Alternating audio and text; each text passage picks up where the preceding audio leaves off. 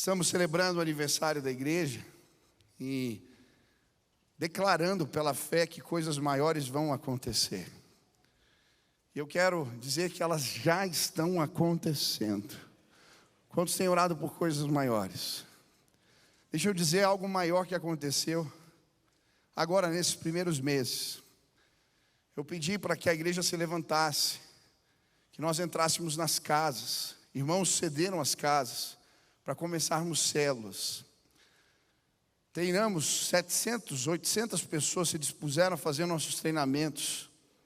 E pela graça de Deus, nós abrimos nesse ano já 310 novas células. Passamos de 1.000 células, são 1.010 células agora nessa igreja. Você pode aplaudir ao Senhor.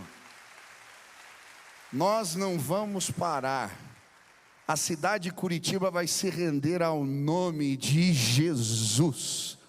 Mais casas se abrirão e mais líderes serão treinados. Coisas maiores vão acontecer. Você crê nisso? Eu estou entusiasmado. Coisas maiores já estão acontecendo e não vão parar. E hoje eu quero te convidar também para a semana que vem vir aqui. Nós vamos ter o Dia da Visão. Nós vamos compartilhar com a igreja os alvos de fé para este próximo ano ministerial. E eu creio, Deus vai nos dar todos. Um dos alvos eram as 1.000 células, já alcançamos, graças a Deus. Deus vai fazer coisas maiores. E eu creio que coisas maiores acontecem quando valorizamos unção e legado. Por isso hoje eu queria ler a palavra de Deus com vocês, que se encontra em 2 Reis, no capítulo 2, no versículo 9 a 15. 2 Reis, capítulo 2, versículos 9 a 15. Diz assim a palavra de Deus: Depois de atravessar, Elias disse a Eliseu: O que posso fazer em seu favor antes que eu seja levado para longe de você? Respondeu Eliseu: Faze de mim o principal herdeiro de teu espírito profético. Disse Elias: Seu pedido é difícil, mas se você me vir quando eu for separado de você, terá o que pediu. Do contrário, não será atendido. De repente, enquanto caminhava e conversavam, apareceu um carro de fogo puxado por cavalos de fogo que os separou. E Elias foi levado aos céus num redemoinho. Quando viu isso, Eliseu gritou: meu pai, tu eras como os carros de guerra e os cavaleiros de Israel. E quando já não podia mais vê-lo, Eliseu pegou as próprias vestes e as rasgou ao meio. Depois, pegou o manto de Elias, que tinha caído, e voltou para a margem do Jordão. Então bateu nas águas do rio com o manto e perguntou: onde está agora o Senhor, o Deus de Elias? Tendo batido nas águas, elas se dividiram e ele atravessou. Quando os discípulos dos profetas, vindo de Jericó, viram isso, disseram: o espírito profético de Elias repousa sobre Eliseu. Hoje estamos celebrando 110 anos da primeira igreja batista de Curitiba. E de fato, Deus tem feito grandes coisas entre nós. Quando paro para pensar que esta igreja começou na casa de um homem de Deus, um homem simples, um sapateiro, eu fico entusiasmado. Como eu gostaria que o pastor Manuel Virgínio de Souza pudesse ver o que aconteceu com a semente de fé, que ele, aqueles 10 irmãos, naquela reunião de organização da igreja, cheios de fé, aquela semente, o que ela gerou. Você pode imaginar aquele pastor hoje aqui, mais impressionado do que com a estrutura, com os vitrais. Eu creio que ele ia ficar impressionado com um povo lindo, que serve a Deus nesse lugar. Ia ficar impressionado. Como eu gostaria que o pastor Manuel pudesse ver os adolescentes orando por nós na semana passada. Como eu gostaria que ele pudesse ver as centenas de voluntários trabalhando aqui a semana toda. Como eu gostaria que ele pudesse ver os batismos que acontecem todo mês, as pessoas que se convertem todos os dias, todas as semanas aqui nessa igreja. Essa igreja é linda. E é um privilégio ser igreja com vocês. Mas apesar de tudo que temos vivido, eu tenho a convicção de que Deus tem coisas ainda maiores. Você crê nisso? Por isso hoje eu gostaria de falar que coisas maiores acontecem quando valorizamos unção e legado. A história de Eliseu e de Elias nos ensina isso. Esse texto, de uma forma especial, sempre fala ao meu coração. E enquanto eu li a história, o que me chamou a atenção é que a Bíblia vai nos mostrar um detalhe, às vezes passa desapercebido. Elias é assunto aos céus, e ele é levado com roupa e tudo, mas fica a capa. E essa capa me chamou a atenção. Por que Deus levou tudo e deixou a capa? O que ele queria ensinar para Eliseu e para nós? Eu gosto da história, como ela é contada. A Bíblia vai dizer que eles estavam andando juntos. E então vem carros e cavalos de fogo e separam Elias e Eliseu. Naquele momento, então, a palavra de Deus diz que um redemoinho leva Elias embora. E ele deixa a capa cair. Eliseu grita: meu pai, carros e cavalos de fogo. E ele então veste aquele manto. E eu fiquei pensando, o que esse manto representa? Para mim, esse manto representa unção e legado. Quando Eliseu veste aquele manto, ele é empoderado por Deus. E hoje, eu queria convidar esta igreja, cada um de nós, a vestirmos este manto. Quando valorizamos unção e legado, somos empoderados por Deus. E coisas maiores acontecem entre nós. Quem quer vestir esse manto? Quem valoriza unção e legado? Hoje eu quero explicar para você o que representa isso. Como nós, enquanto igreja, podemos vestir esta capa. Em primeiro lugar, eu creio que vestimos essa capa quando entendemos que servir a Deus é privilégio. Repita comigo assim: servir a Deus é privilégio. Mais uma vez, servir a Deus é privilégio. Sabe, eu creio que Deus deixou a capa para trás, para Eliseu lembrar como ele foi chamado pelo Senhor. Foi aquele mesmo manto. Se você ler o livro de 1 Reis, no capítulo 19, a Bíblia vai dizer que Elias pega o seu manto e joga sobre Eliseu. E a Bíblia diz que ele se sente tão honrado por ter sido chamado pelo Senhor, que ele para o que está fazendo. Ele vai se despedir dos pais sem pestanejar. Ele pega a junta de bois que ele estava trabalhando, faz um churrasco para os amigos, pega o equipamento, põe fogo, porque ele entendia que servir a Deus é privilégio. Sabe, eu creio que um dos legados dessa igreja é trabalho. As pessoas que serviram nessa casa me ensinaram que servir a Deus é privilégio. Ah, como é bom servir. Ainda ontem minha irmã estava falando: pastor, fiz uma cirurgia, eu estava cansado, mas eu vim aqui descarregar os mantimentos. Servir a Deus é privilégio.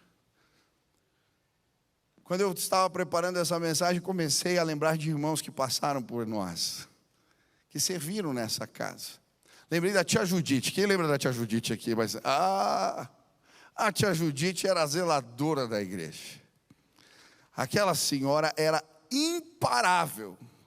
A gente dava férias para ela, ela aparecia na igreja de novo. Ela vinha servir, as pernas dela inchadas, porque ela carregava peso, ela já era uma irmã de idade, mas ela era imparável. Eu lembro um dia, eu devia ter uns 11 anos, e eu passei na capela. Filho de pastor normalmente vai embora tarde da igreja. Nós éramos normalmente os últimos a sair. E faleceu uma pessoa. Ia chegar o corpo de manhã na segunda-feira. Todo mundo já tinha ido embora, estava a minha família, e eu passei na frente da capela. Eu vi a tia Judite, uma senhora de idade. Ela estava pegando as escadas e desmontando a capela, tirando as escadas na mão sozinho, enrolando os tapetes sozinhos, carregando. Eu falei, vó, chamava ela de vó, vó, o que você está fazendo? Precisa de ajuda? Ah, meu filho, eu já estou acostumada, isso acontece sempre. De madrugada aquela mulher não parava, preparou tudo para o sepultamento acontecer. Sabe, quando eu vi a tia Judite aqui com aquele molho de chaves, andando para cima e para baixo, eu aprendi que com ela, que servir a Deus é privilégio. Lembro da minha mãe quando a gente foi fazer a reforma da creche, talvez você trabalhou. A minha mãe, eu brincava que ela andava com Red Bull na bolsa. Ela era imparável. Tem gente que reclama hoje, os mais jovens, com todo respeito do trabalho, vocês não têm ideia de como era o negócio. Ela saía de manhã, o sol nem tinha nascido lá fora, vamos embora. E ela começava a pegar o telefone, ligava para um, daqui a pouco chegava cimento, chegava a gente para trabalhar. E eu lembro que em 2 semanas nós reformamos a creche. Eu falava, meu Deus, servir a Deus é privilégio. E sabe, são tantos irmãos que carregam isso e que me abençoam, porque entendem que trabalhar para o Senhor é bênção. Esses dias eu estava na reunião lá, fazendo discipulado dos pastores dos campos, e eu estava com febre essa semana, foi uma semana difícil, e eu compartilhei, olha, eu estou cansado, orem. E aí o Antero estava na reunião e falou assim para mim, pastor, só quero lembrar do versículo que você leu para nós na última reunião. Falei, qual foi? Jeremias 12:5. Se você se cansa correndo com os homens, como poderá competir com os cavalos? Esse é legendário mesmo, né? Pastor, a gente já está ganhando dos cavalos. O que você precisa? Só falar. Eu falei, o Rio Grande do Sul, esse negócio todo, sei lá como a gente vai dar conta. Pode deixar, a gente vai trabalhar. Daqui a pouco tem uma multidão trabalhando. Quando eu olho para o Arquimedes, imparável. O irmão faleceu semana retrasada, domingo ele estava aqui servindo. Quarta-feira perdeu a mãe do coração.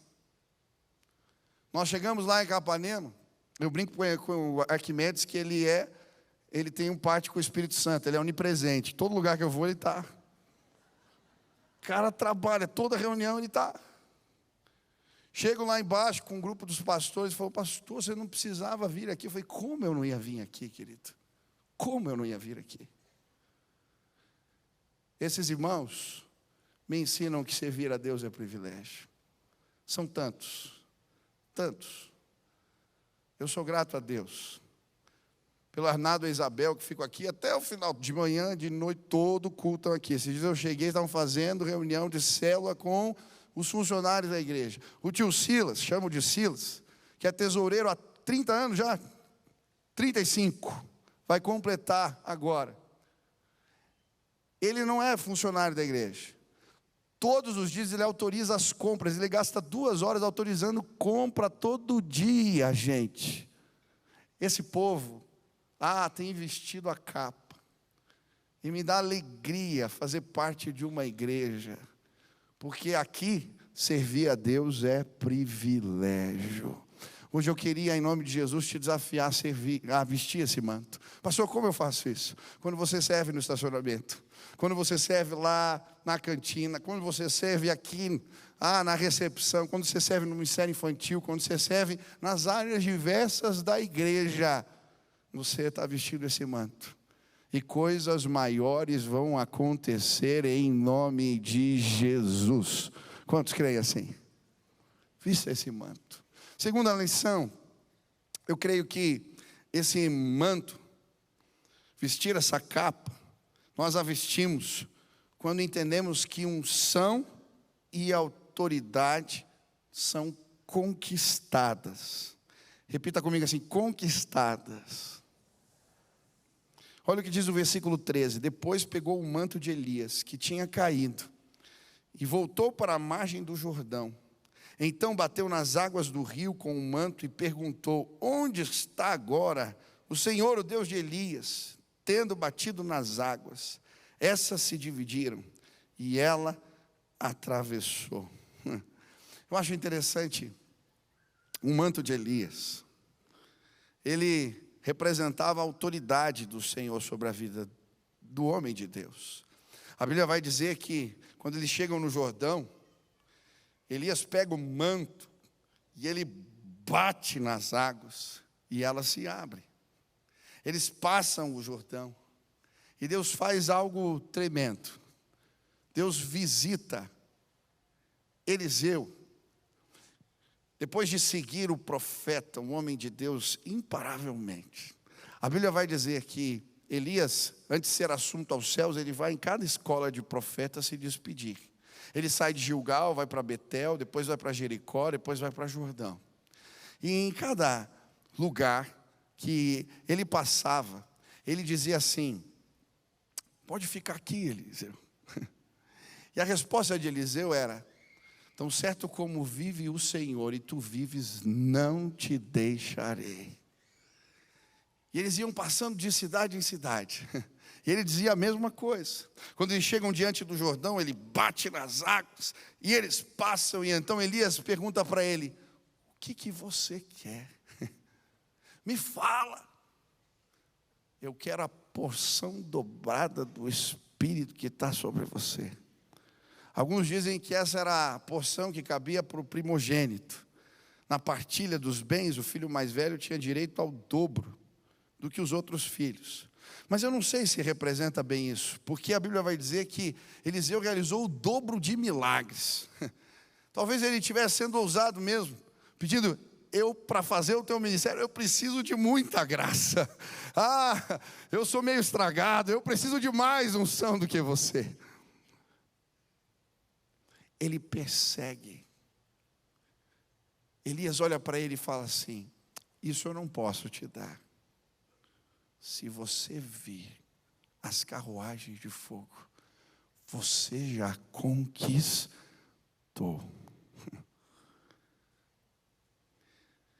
Eles estão andando. E de repente o que acontece? Ele viu. Ele grita: pega o manto, coloca o manto. Ele não tinha ganhado uma posição, não tinham simplesmente passado um cargo para ele. Ele havia conquistado a unção de Deus.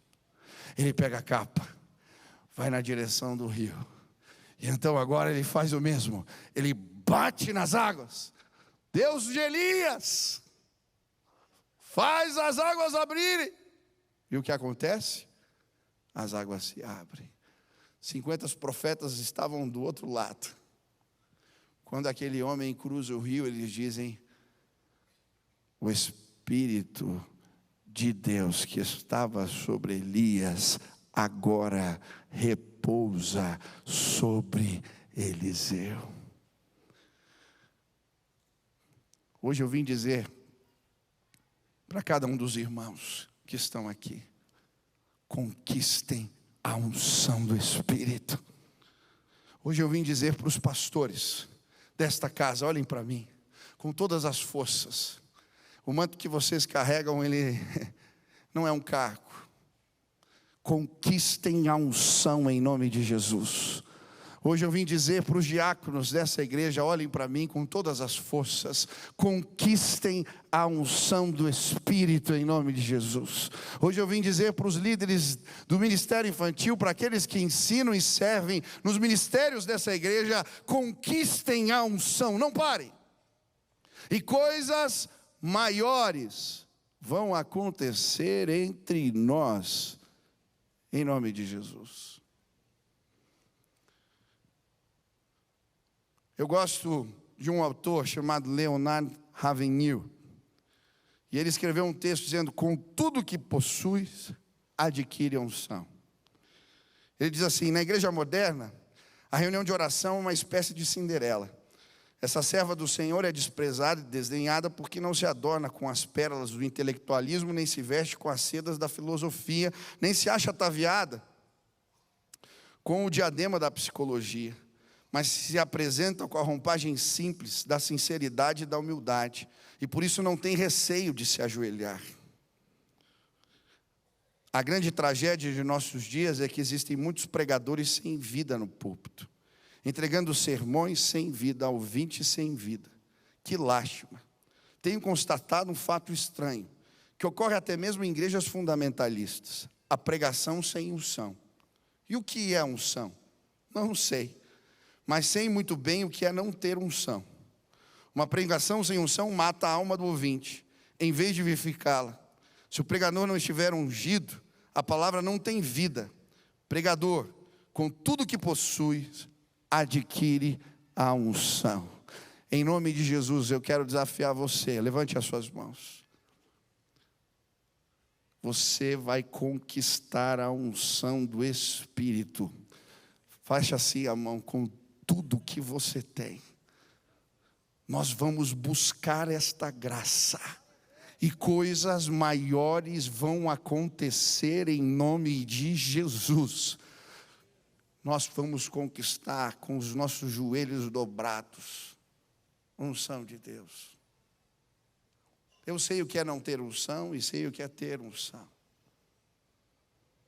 Eu gosto da Corrie ten Boom, em Lausanne, numa reunião de líderes. Ela foi convidada para pregar. Aquela mulher se ajoelha e ela começa a orar. Aonde estão os homens de Deus neste lugar? Aonde estão os homens de Deus neste lugar? E então um quebrantamento começa a acontecer, porque aquela mulher ajoelhada tinha conquistado algo na presença de Deus. Eu lembro um culto que eu passei a madrugada e eu disse: Senhor, eu quero a tua unção. Era uma reunião de líderes de jovens, essa casa ia ficar cheia no dia seguinte. Eu fiquei de madrugada e eu disse: Senhor, eu não saio daqui até o Senhor me visitar. Em determinado momento da madrugada eu senti Deus me visitando de forma especial. Queridos, não desprezem a unção do Espírito, ela é poderosa. No outro dia, quando eu vim ministrar, eu nunca me esqueço, não foi o que eu disse. Em determinado momento da mensagem, eu não estava fazendo apelo, os jovens começaram a correr para frente, tinha jovens que pulavam as cadeiras e vinham para cá, porque o nosso Deus é poderoso, sem Ele nada podemos fazer. Essa igreja não vai crescer porque temos boas ideias, boas estratégias ou uma estrutura maravilhosa. Essa igreja vai crescer porque aqui existe um povo que valoriza a unção do Espírito, e a presença de Deus vai encher esta casa como a Shekinah, a nuvem de glória que parava na frente da tenda, e as pessoas vão saber: existe algo diferente naquele lugar. Quantos querem ver vidas transformadas? Quantos querem ver suas famílias transformadas? Ei, com tudo que você tem, conquiste a unção do Espírito. Quantos querem fazer isso? Fiquem de pé agora em nome de Jesus. Você quer conquistar a unção? Levante as suas mãos. Fale: Senhor, eu quero vestir essa capa. Eu quero vestir essa capa. Eu quero que haja um silêncio total. E você comece a balbuciar e a clamar: Espírito, eu valorizo a tua unção. Eu quero conquistá-la. Me visita agora, em nome de Jesus.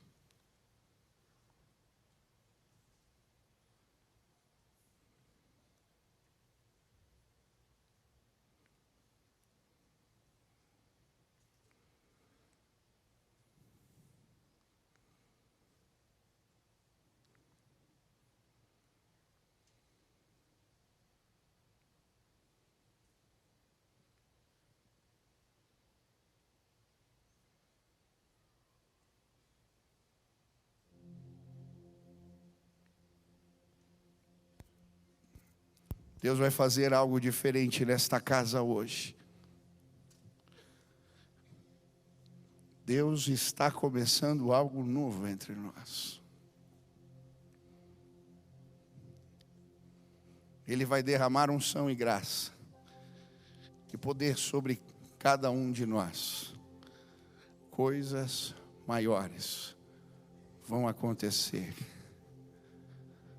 Não pare de clamar. Deus reveste. Deus derrama graça. Deus derrama poder neste lugar. Aleluia. Mais, Senhor, mais da tua unção. Reveste esses diáconos, Pai, que eles conquistem nas madrugadas, de manhã cedo. Nós não temos o direito de fazer diferente. Derrama a tua graça hoje. Derrama o teu poder neste lugar. Por favor, Deus, lance essa capa sobre nós. Nós queremos honrar o que o Senhor confiou em nossas mãos. A capa do profeta, ela também era um símbolo. Assim como um juiz usa uma toga, isso que representa essa roupa foi conferida durante o Império Romano. Antes era um símbolo do sacerdócio do juiz.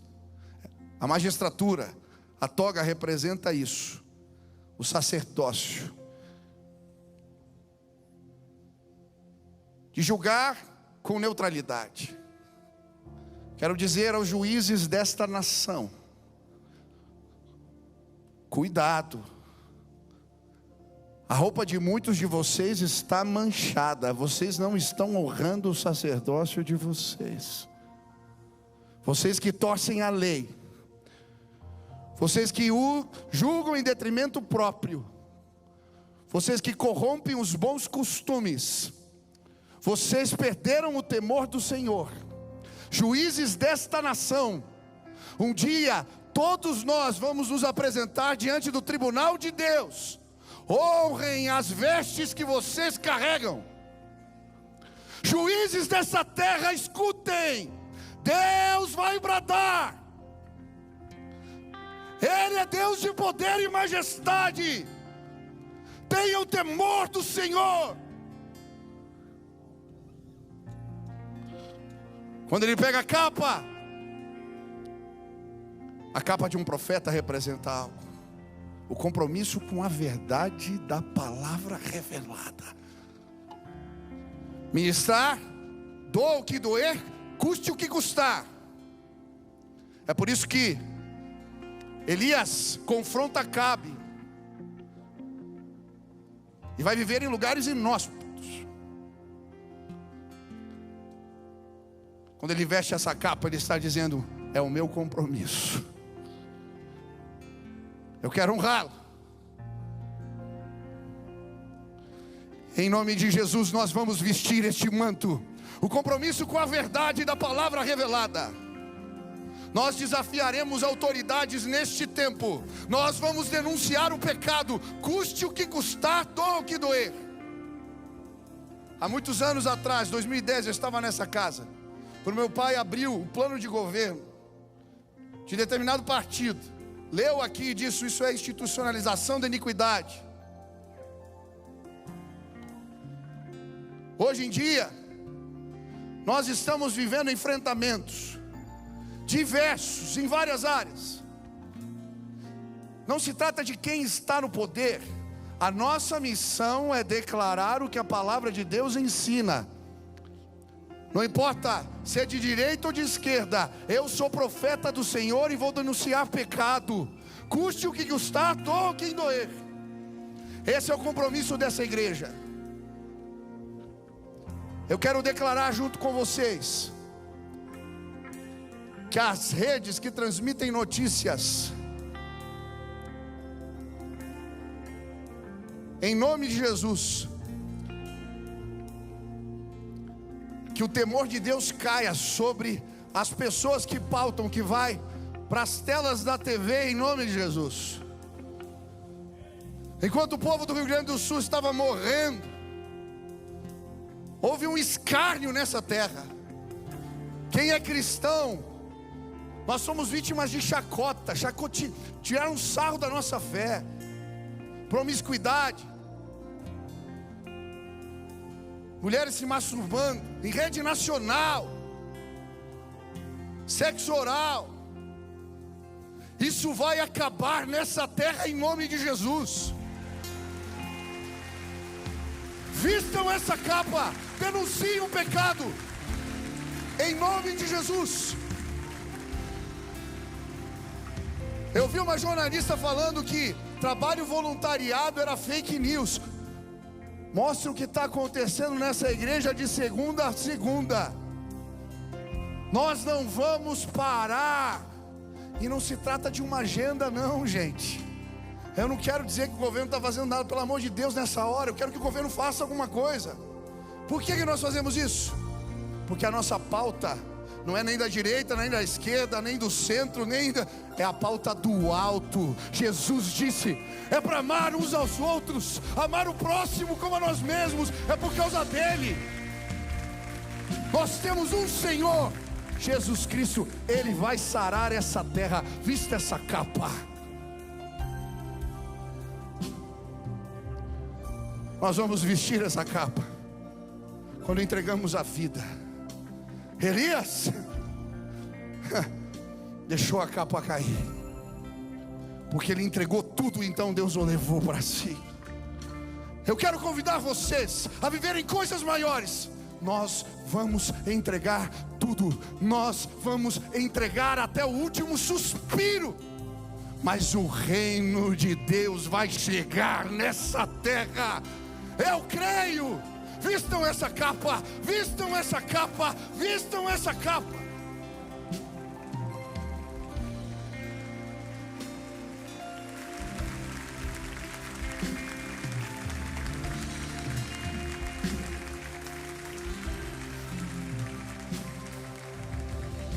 Eu já vi pessoas dizendo que a minha mãe ficou doente porque trabalhava demais.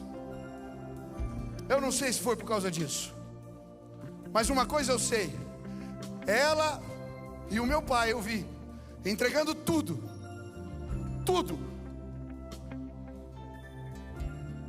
Hoje é dia das mães. Quando vestimos essa capa, preste atenção: unção não morre. Levanta, diga comigo: unção não morre.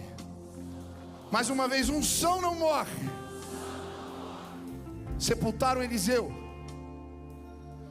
Um dia jogaram o corpo no sepulcro de Eliseu. O que aconteceu? O morto levantou, porque a unção não morre.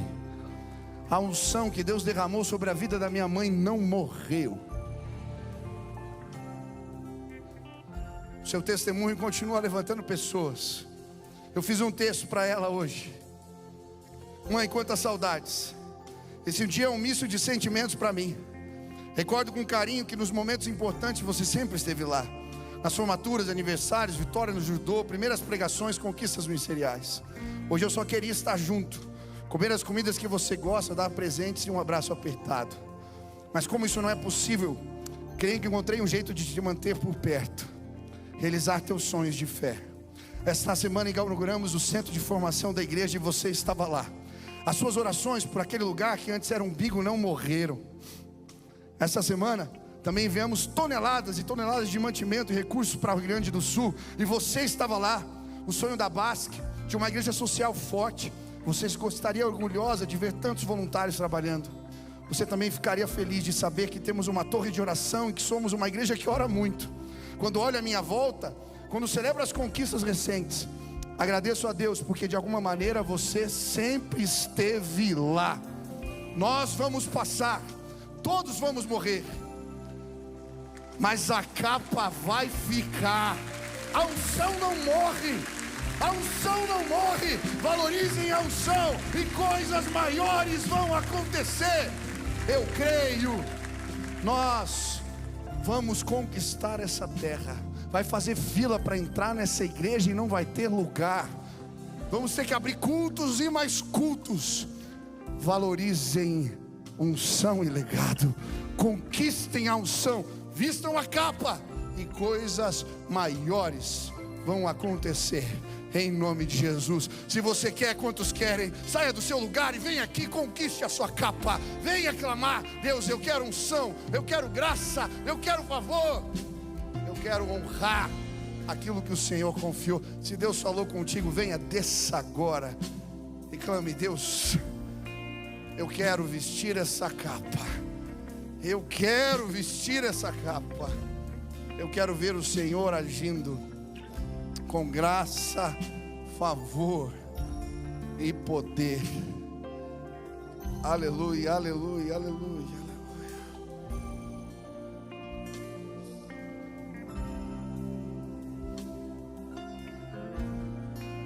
Os mudos voltaram a cantar.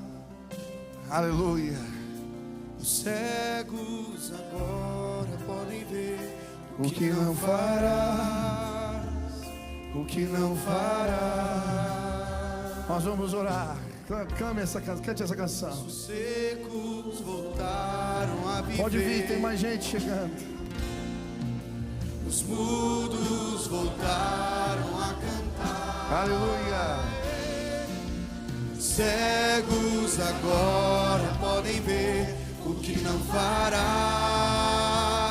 o que não farás. Pai querido, eu quero clamar na autoridade no nome de Jesus.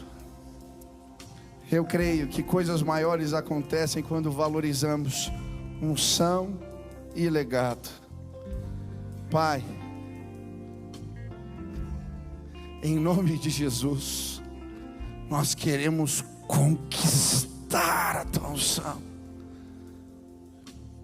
Eu quero clamar que hoje irmãos vistam essa capa. Que façam o teu trabalho com alegria, porque servir ao Senhor é privilégio. Que persigam a unção de Deus, que denunciem o pecado, custe o que custar, doa quem doer. Que derrame a vida como oferta libada no altar. Nós vamos passar, mas que a unção permaneça. Nós vamos passar, mas a capa vai ficar.